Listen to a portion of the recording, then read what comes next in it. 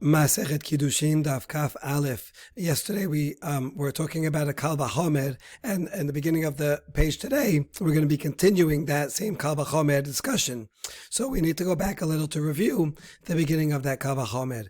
We were trying to prove that if someone consecrates a land, they can redeem it, but they cannot do it only half, and they cannot do it with borrowed money. The source for the Kal Vachomer is from ancestral land. So we said if someone sells ancestral land where the Redeemer has a lot of power, because Yovel gives it back to him automatically. So that's a high level of redemption, and yet the Redeemer cannot use borrowed money or do half. So Makdish, consecration, where Yovel does not work, Yovel doesn't get it back to him, all the more so that will be weak, and he cannot do half or borrowed. So that was a good Kal Vachomer. We had challenged it because someone who sells Sedeh Ahuzah, and ancestral land, has a weakness in that he cannot redeem it right away. He has to wait 2 years. So that's not the same as consecration, where he can redeem it right away. But then we brought someone who sells a house to rebuild the Kal Vachomer, because there he can redeem it right away, and yet he still can't do the half or borrowed money. So it shows that redeeming it right away or not is not an important factor, and therefore the Kal Vachomer is good. That's where we pick up now to challenge the Kal Vachomer again. Amar le Rav Acha b'red Rava le Rav Asher ika lemifrach ma lemocher bait bebate arei choma sheken hu ra kocho ligael leolam tova b'makdish shipa kocho ligael leolam. Rav Acha, the son of Rava, tells Rav Asher, I can reject this Kal Vachomer because someone who sells a house in a walled city, he has less power because he cannot redeem it forever. He can only redeem it for 1 year. So maybe that accounts for his limitation, and we have to keep the house out of it, and then we can bring back that rejection that we started with, right? Because you can't compare that to Makdish, where that has stronger, because that can be redeemed forever. So therefore, someone who's Makdish maybe can use borrowed money or do halfway. So that's the challenge. We're going to answer. Amar Rav Acha Sabal Rav Asher Mishum Dikal Meimar Nihadar Dina Tete B'Ma'asad. You know what? We'll bring the other law back, and we'll look at the common denominator between all of them. מוכר שדה אחוזה יוכיח שיפה כוחו לגאל לעולם ואין לווה וגואל וגואל לחסאין.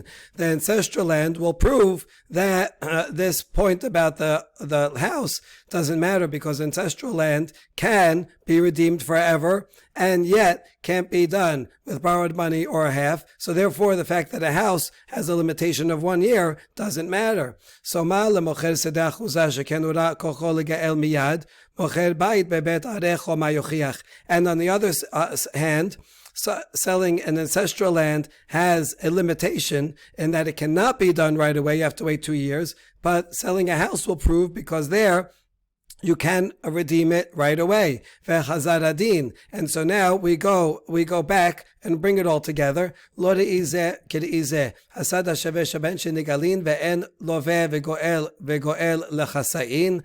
Af ani avi makdish shenigal ve'en loveh vegoel lechasa'in. So the limitations on each one of these are not the same, and therefore they cancel each other out. The common denominator between ancestral land and a house is that they can be redeemed, and they cannot be redeemed with borrowed money or partially. So I could use both of those together, canceling out the limitations of each, to prove that someone who consecrates land also, yes, you can redeem it, but you can't redeem it with borrowed money, and you cannot redeem it partially. But now we have one more challenge to the Kal Vachomer. Amar le mozutra bered Rav Mari le Ravina ika lemifrach ma lesad ha'shaveh shaben sheken hu ra kocham ligael b'shana sheniya toma b'makdish sheyipa kocho ligael b'shana sheniya. I'm still going to reject, even though you bring those two in common, they have also a common weakness, which is that they cannot be redeemed in the second year. Ancestral land, you cannot begin to redeem it until after 2 years. And the house in a walled city, you you cannot redeem it after 1 year. So that second year, right in between, both of the things that you're using as sources for the Kal Vachomer, you cannot redeem during that year. So therefore, we cannot use this as a proof regarding someone who consecrates. Someone who consecrates can redeem in that year. So maybe someone who consecrates is stronger. And while those other two, you cannot use borrowed money or do partial, maybe Makdish, you can. Okay, very insightful challenge. Amar leRavina mishum dika lememad. Eved ivri animkar lenochri yochiach sheipa kocho ligael b'shana sheniya ve'en loveh vegoel lachasain. So Ravina says, I'm going to bring yet another law into the mix. That's Eved Ivri who sold to a non-Jew, because there he has a strength that he can be sold the second year. He can be sold, so he can be redeemed during that second year, and yet he cannot. You cannot redeem him with borrowed money or halfway. And so therefore, if you bring all those three together, ancestral land, house, and slave, they all cancel each other's weaknesses out, and the three together can prove that someone who consecrates land cannot use borrowed money or redeem partially. We now have a new question. Be'amine Rav Huna bar Chinena Rav Sheshat. המוכר בית בבתי ערי חומה נגאל לקרובים או אין נגאל לקרובים. Someone who sells a house that he has in a walled city, can it be redeemed by relatives or not? So here's the thing with relatives. A relative can redeem other things like an Eved Ivri that is sold to a non-Jew. And so he has a right. We'll see if he has an obligation. So the same thing with land. Of course, he can go and buy it as a buyer, but the seller doesn't have to sell it to him. With regarding a redeemer, the seller himself can force the buyer to sell it back to him. I'm redeeming it. I have a right to it. So the question is, can relatives also, can they force the seller to sell it to them as redemption? So here's the two sides. Geulato misedei achuza gamar. Masedei achuza ena nigelet lachasayin v'nigelet lekerubim. Af hainame en nigal lachasayin v'nigal lakerubim. Says Geulato in two places regarding the house and a walled city and an ancestral land. So just like regarding ancestral land, although you cannot redeem it partially, relatives have a right to redeem it. So to also, through the Gezer HaShavah, we should say that a house in a walled city cannot be redeemed partially, but can be redeemed by relatives. That's one side. Or do we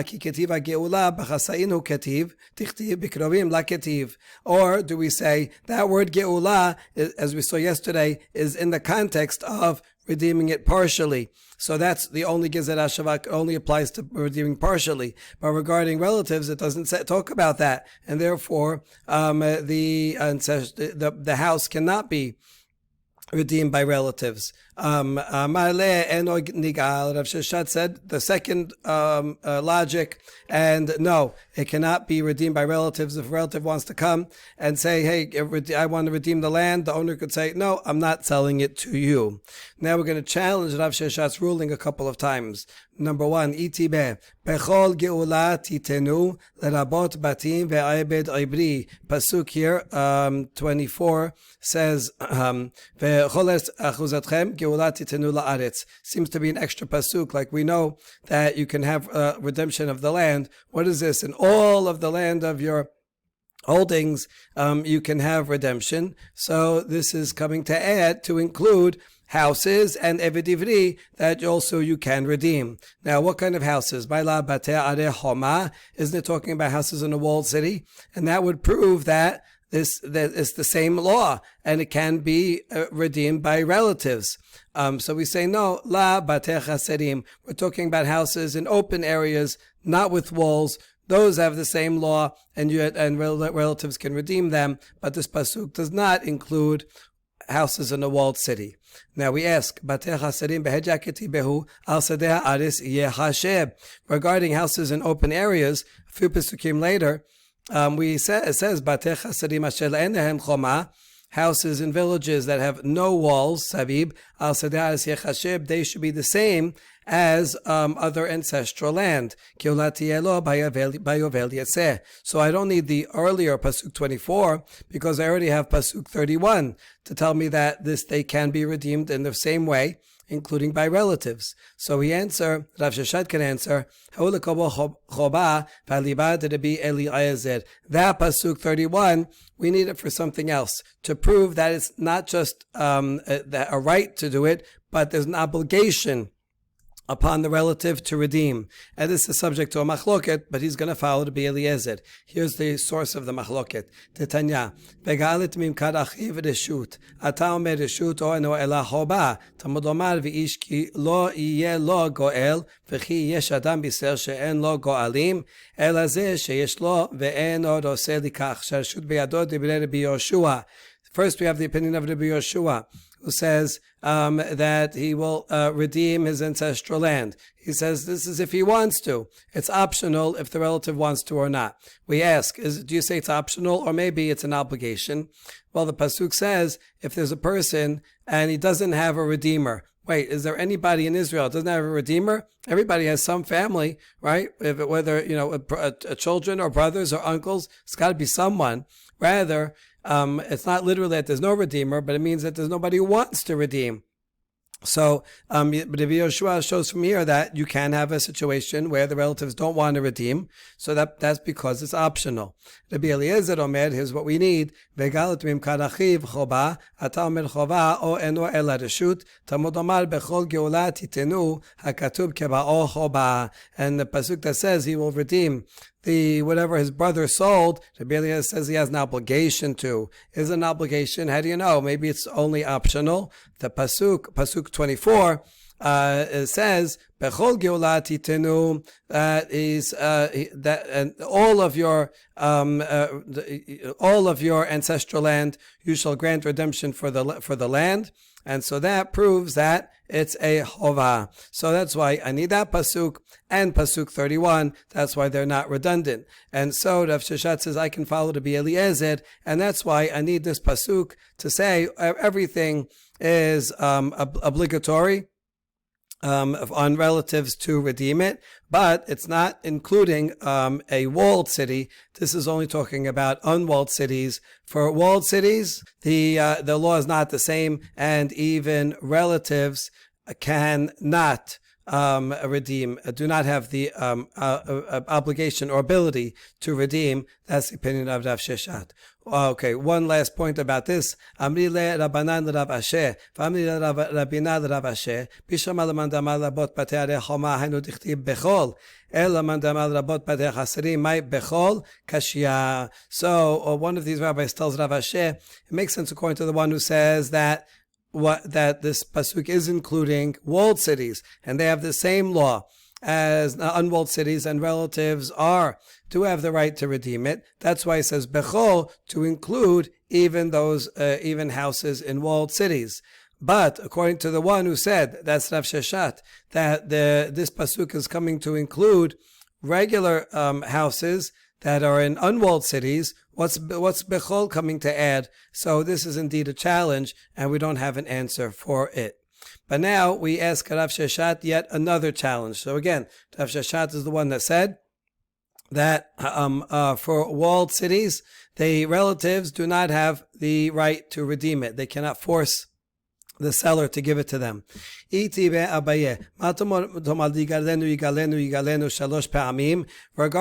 an Eved Ivri sold to a non-Jew, it says they may redeem him. Relatives, it says it 3 times. Why? Is to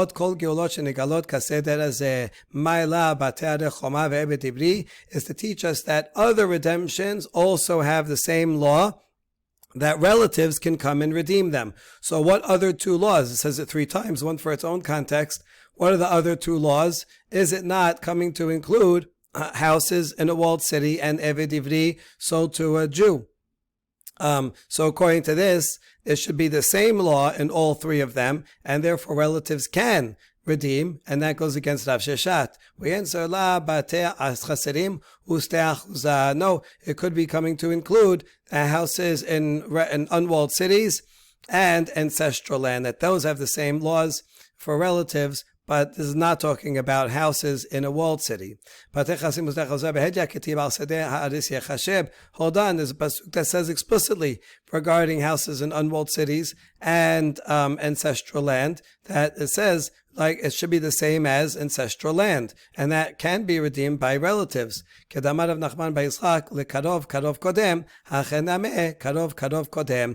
pasuk, we need to teach me something else, that the closest relative has the first right. So a brother will have a closer right than a cousin.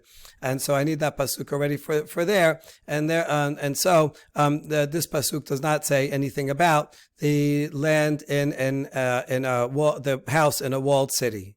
We now ask about the statement of Rav Nachman bar Yitzchak that the closest relative comes first. What is the original context in which he said it? It was at the end of the following discussion with the question, Eved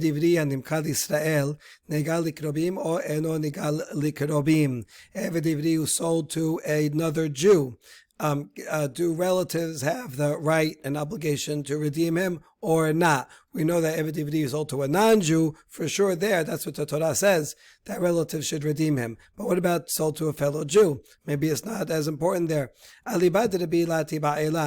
Damar Misha no nigal be'ele nigal b'shesh alma la mifrak. Okay, we don't have to bother asking the question according to the Biuda Nasi, because back on Daf Tetvav he brought a Kal Vachomer there, and there he said someone who is not redeemed in these ways. This is referring to this pasuk here.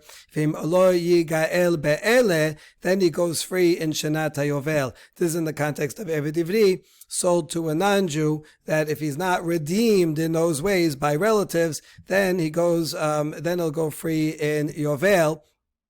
So that context was talking about a Jew sold to a non-Jew. So we can see from there that Rabbi limits it only to there, alma la mifrak, but to a Jew sold to another Jew, then he would not be able to be redeemed by he would not be redeemed by relative. So rather we're going to ask about the other rabbis. What were the rabbis say? On the one hand, maybe they'll make a gezerah shava sachir, and just like a Jew sold to a non-Jew can be redeemed by relative, so too a Jew sold to another Jew. And they're not going to make a derasha regarding yigalenu that we will make on the other side.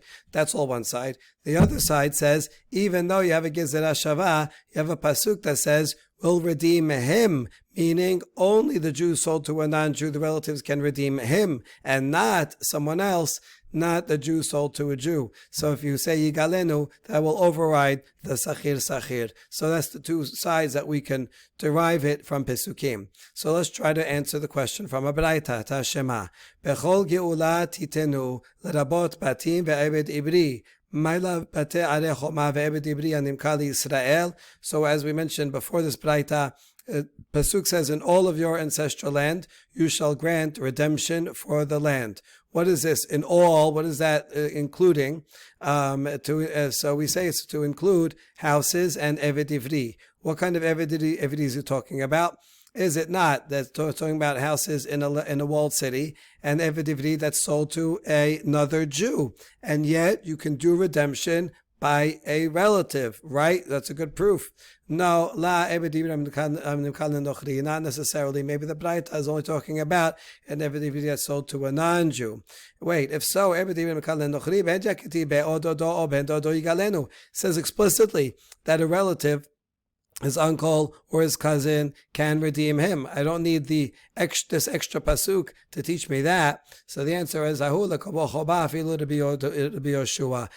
pasuk is to say, even Rabbi Yoshua, who says that generally is no obligation for a relative to redeem, he would agree that in this case there is an obligation to redeem a relative that's sold to non-Jews, because he's going to be with the non-Jews, he's going to assimilate, he's going to do idolatry. So there you have to. Unlike land where It's optional. So we need that pasuk for the other context, and therefore this is not a proof because in this Braita it says Eved Ivri. It could just be talking about Eved Ivri sold to a non-Jew that you can be redeemed by relatives, but not necessarily a Jew sold to another Jew. So another proof from a Braita, Tashema Matam Domar Yigalenu Shalosh Pa'amim Rabot Kol HaGeolot Shenigalot Keseder Hazeh.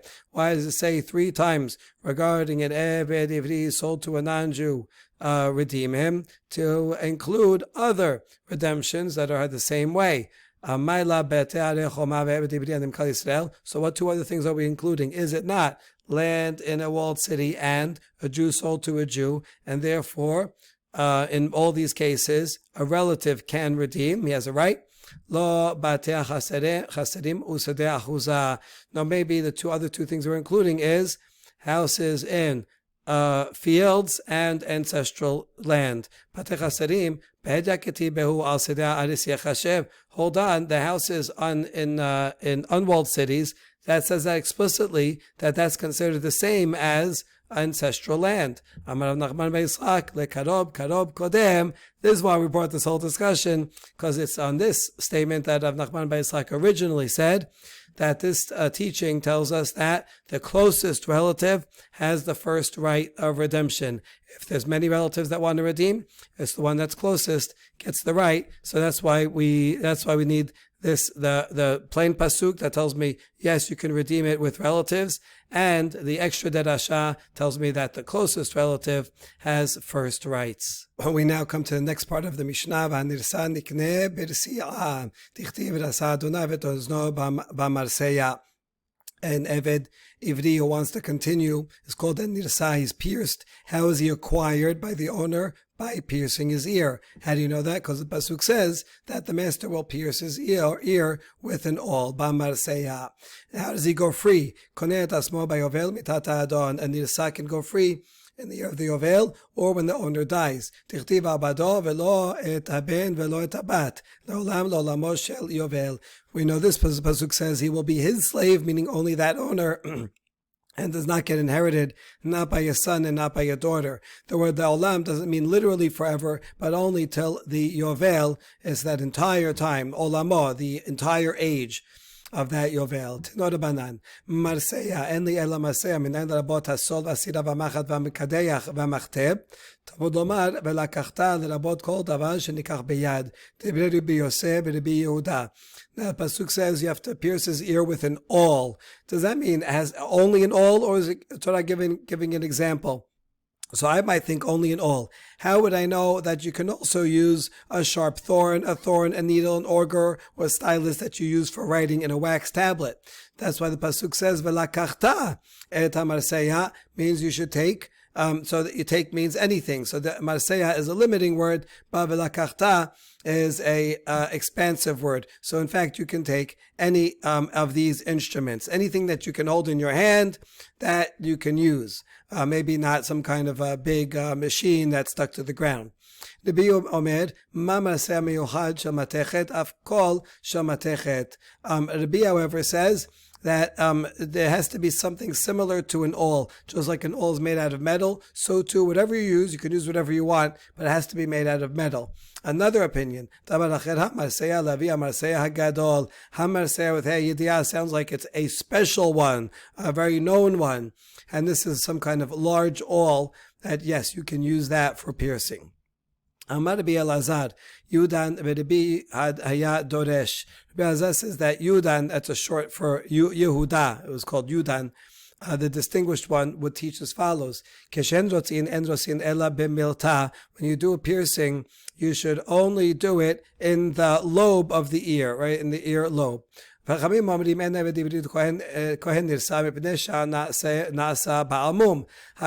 say that Eved Ivri, who is also a Kohen could be sold into slavery, He cannot be nirsa. He doesn't get his ear pierced because that would make him a Baal Mum. There's certain things that if a Kohen doesn't have, missing a limb, things like that, then he's a Baal Mum. So we're not going to make him a Baal Mum. Kohen yaseh Baal Mum. Ha'en nirsa ela begoba shel ozen. So Chachamim continue and say, if you say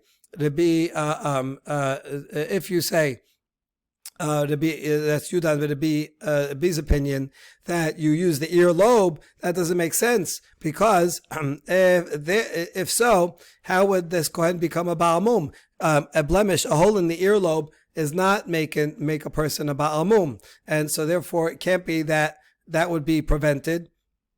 That can't be that's the usual place to do it in the earlobe, because then you could give that to a Kohen also.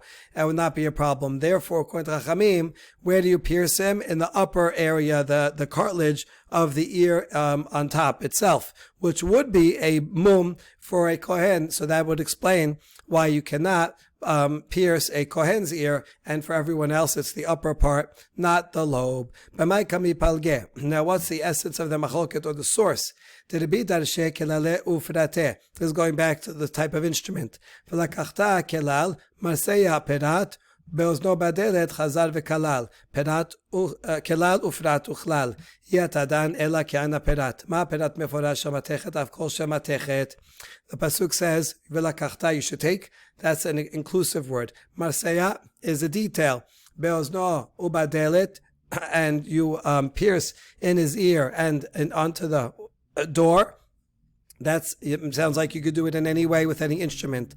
So whenever we have a general, particular, and a general, we always say it's going to be something similar to the particular. Just like in the particular, it's explicit that it's something metal, and all is something metal, so too you can use anything that's metal. That methodology is the one that's usually used by the school of Rabbi Ishmael. Rabbi Yosef, that Ish Ribuye Me'oteh. Rabbi Yosef, however, was a student of Rabbi Akiva. He uses Ribuy and Mi'ut as a methodology of the school of Rabbi Akiva. V'lakachta riba, marseya mi'et, bozno badelet, chazar v'riba. Riba o mi'et v'riba, riba hakol. So here, you have lakachta, an inclusive word, maseya, a limiting word, bozno badelet is an inclusive phrase. So whenever you have this kind of sandwich, you include everything except for one item. So what are we including? So we're going to include, in fact, any instrument. You can use even things that are not made out of metal, all kinds of instruments, but you cannot use some kind of medicine, like maybe an acid that would burn a hole through his ear. No, it has to be some kind of instrument and not that. So that's what he limits. So the second derasha here is much more expansive. Amar mod hamarseya lavi marseya hagadol may mashma kedamar rabba hayarecha miyumenet shebayarecha chaname hamarseya miyuchad sheba marsein. The third opinion in the Baraita said, Hamaseh is referring to some specific large awl that you can use. Now, how does it mean that? Well, it's similar to what Ava said regarding Gid HaNasheh, the sinew that's in the thigh. It says the thigh. And he learns from that it's the particular thigh, the right one, not the left one. That's the only one that's prohibited. So here too, when you say use a hayidiyah, the all, that means the special all, that big one that is included in this law. Amar Rabbi Elazar, Yudan beRabbi Haya Doresh, Keshen nosin en nosin ela be'milta. Now, according to the next part of the Braita, that according to Yudan beRabbi, he would say that the ear is pierced in the earlobe. So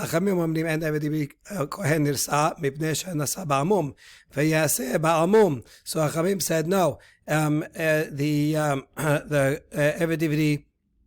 Eved if he's a Kohen, does not get pierced, because then he would be a Baal Mum, and they prove from there that the ear is pierced in the cartilage, where otherwise, if you did it, it would create a mum.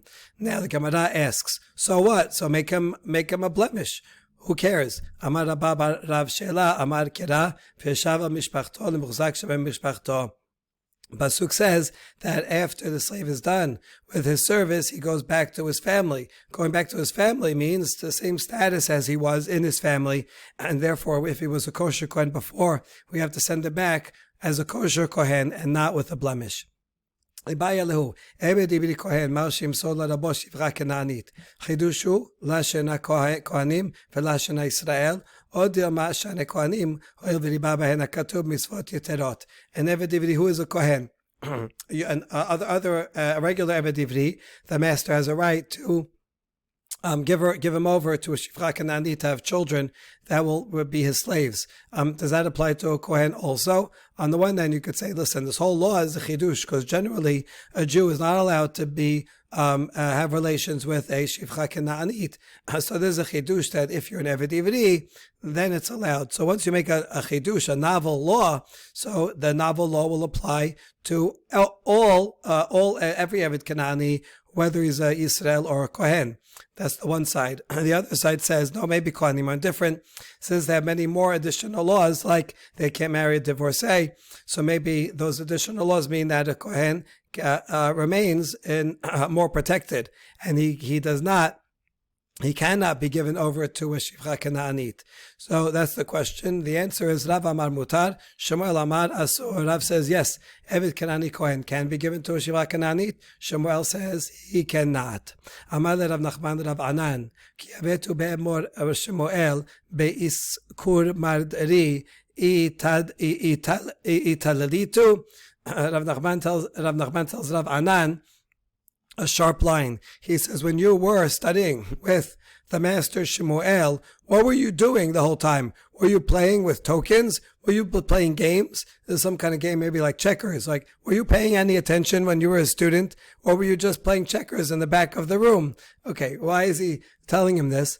You should have challenged Shemuel from the following argument. Hachamim omrim en Eved Ivri kohen nirsa b'bnei shenaseh ba'almum.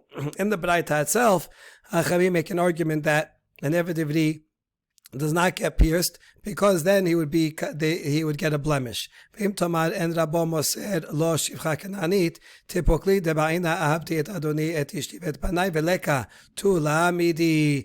if you say that Shemuel, this is what you should have told him. If you say that a master does not give his slave, master does not give Eved Ivri Kohen to a Shifra Kananit, then we could learn the same law from elsewhere. From the fact that the pasuk says, in order to be a nirsa, the Eved Ivri has to say, I love my owner, I love my wife and my children. So only if you could possibly say that phrase, then you become a nirsa. But a Kohen, Eved Ivri, cannot possibly say that phrase, according to you, Shemuel, and therefore we can learn just from that alone that it's that a Kohen Eved Ivri is not nirsa. And I could learn it from this pasuk alone, and I wouldn't need this argument that you're going to make him a mum.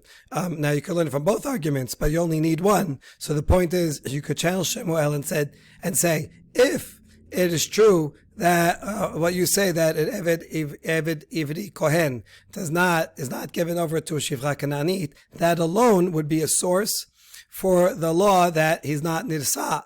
And from the fact that no, Chachamim bring a different source that he's not nirsa because of ba'amum, and they don't bring the reason because he cannot be sold, means that this is a challenge to your very law that it cannot be sold. It must be like Rav, that an Eved Ivri Kohen can be sold to a Shifra Kananit, and therefore he could otherwise he would be able to say the statement, I love my wife and my children. So he could be nirsa. The only reason he can't be nirsa is, as Chachamim say, because that would make him a ba'amum, and we do not provide an answer here on behalf of Shemuel. We now ask a similar question about the Kohen regarding Yifat Toar. Ibaya lehu, Kohen ma'u b'Yifat Toar.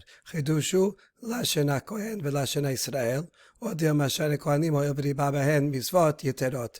law of Yifat Toar is a chidush. Generally, a Jewish man is not allowed to have relations with a non-Jewish woman.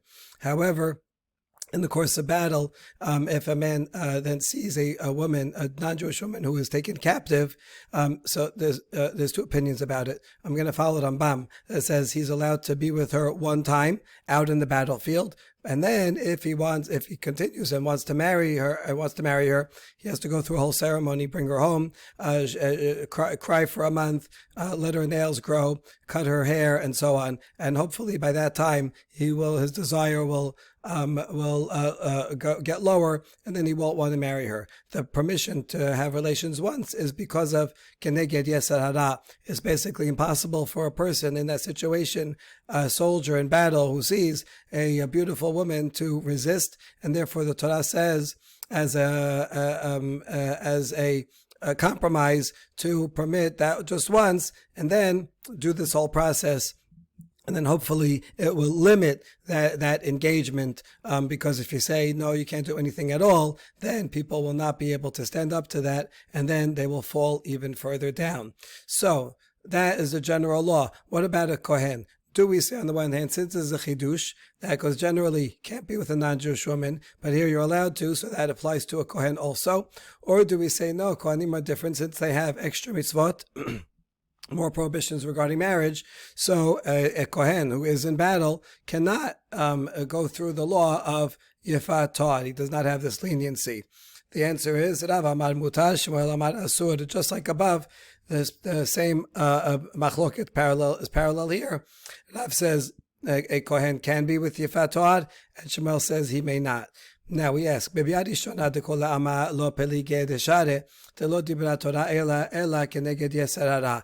fact, everybody agrees, even Shmuel, regarding the first bi'ah out there on the battlefield, that's permitted, because the Torah was speaking against an evil inclination, and even a Kohen has that yetzer hara. You're in the midst of battle, adrenaline's flowing, and there's all things going on, and so even the Kohen will not be able to stop himself, and therefore this applies to a Kohen also, that he can take that woman that one time, first time in the battlefield. But regarding the second time, which would be later on, if he takes her back home and goes through the whole ceremony, and then it's a kind of like a conversion process, and then marry her. So that's the machloket. Rav Amar Mutar, Shmuel Amar Asur. Rav Amar Mutar, Rav says it's permitted because once it's permitted the first time, so now it's permitted to go through the entire rest of the process, the same as for Yisrael. Shmuel Amar Asur, Ha'avya la giyoret, v'giyoret la kohen la chazya. Shmuel said it's prohibited because at that point she is like a convert, and a convert is not permitted for a Kohen. So the first time is okay because she's not a convert. She's not Jewish, right? There's a different prohibition, but that prohibition is allowed because you have yetzer hara. But the prohibition of Giyoret, we do not permit. Ika de Amre, another version of this discussion, this version, both Rav and Shmuel agree that for the second time, that will be after the conversion, is prohibited because she's a convert. A convert is not allowed to marry a Kohen. Machloket is the first time out in the battlefield. Rav Amar Mutar, Rav says you have to allow it because people cannot control the yetzer hara, and therefore this is a concession to allow this so that they won't do a greater sin. Shmuel Amar Asur kol echad karina be'beta el toch betecha v'karena be'v'ra'ita be'shivya. Shmuel says it's prohibited because you can only when you can apply that you can bring her into your home, meaning marriage, then you can apply the previous pasuk. If you see her, you could take her the first time. So only someone who we eventually could marry is he allowed to take the first time. But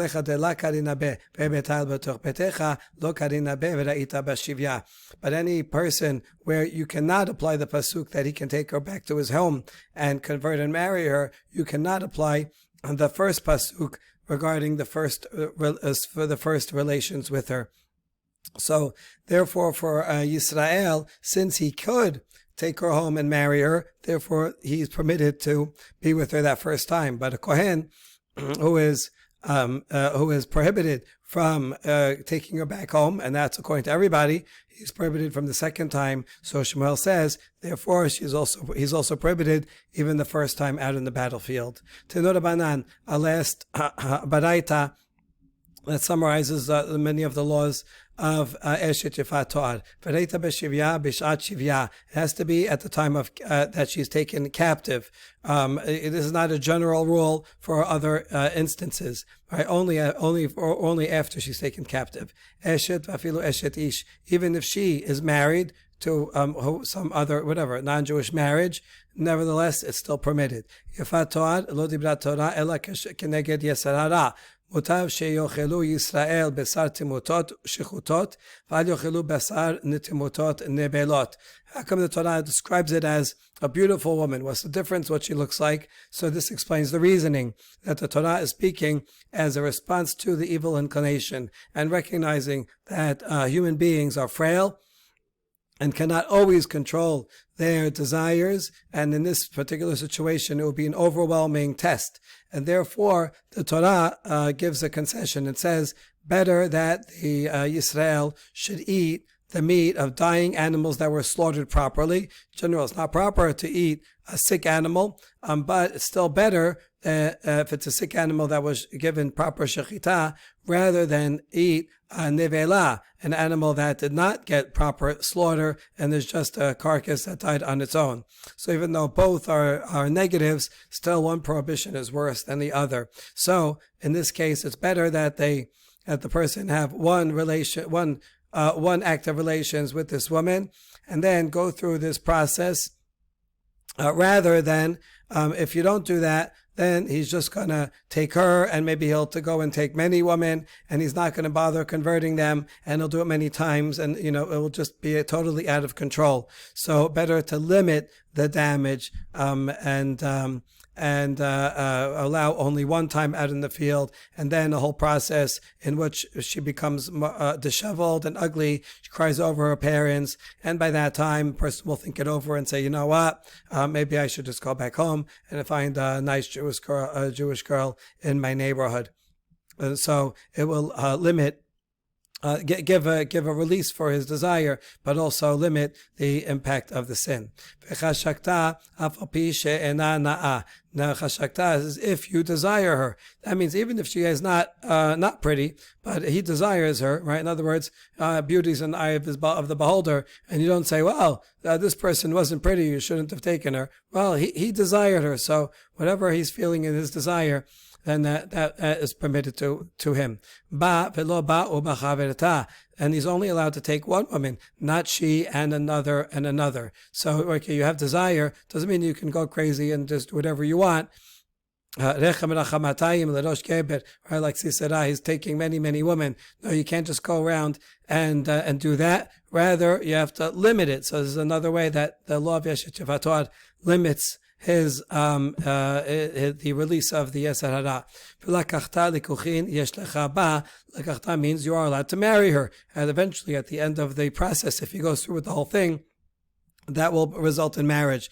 This, in a way, is respectful and protects the rights of the woman as well. That they will not just be taken for out in the battlefield and then left as the soldiers leave, but rather, okay, you really care about her, you really like her. Okay, so then go through the whole process and marry her, right? Then let's see how serious he really is about it. Not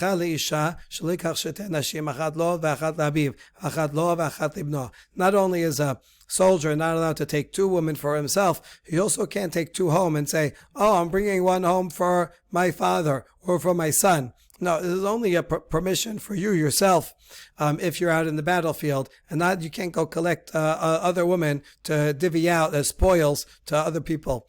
And says you should bring her into your home. This means you can't pressure her or rape her during the war, but rather first you have to bring her home and be respectful to her. So all these derashot bring out the deep moral meaning that even in a very difficult situation where a person's desires are almost beyond control, the Torah says, nevertheless, we recognize that we can't say zero because then a person won't be able to follow that, but you can limit it to only a small extent, and that way, hopefully, the person will be able to eventually overcome his Yetzer Hara and do the right thing. Baruch Adonai Leolam, Amen ve'amen.